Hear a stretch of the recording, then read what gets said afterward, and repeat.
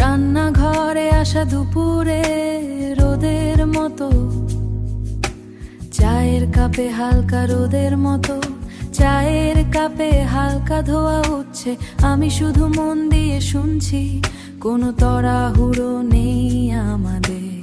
শুনছি আমি, তুমি বলছো সে পুরনো পাড়ার গল্প, মাটির সোদা গন্ধের মতো তোমার প্রতিটি কথা আমার ভাবনার গভীরে গিয়ে ভিড় করে। তোমার কণ্ঠই আমার আসল গান, বুকের বাম পাশে প্রতিধ্বনি হয়ে বাজে। অগোছালো সুর কিন্তু খুব চেনা, একদম সত্যি। ওই সুরেই খুঁজে পাই আমার ঘর।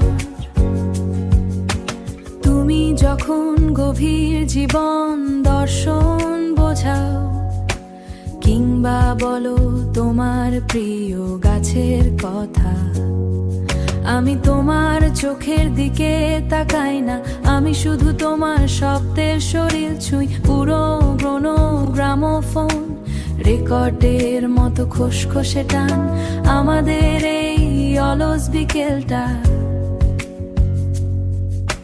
ভীষণ দামি অথচ খুব সাধারণ, খুবই সাধারণ। গাছের শিকড় যেমন মাটিকে জাপটে ধরে,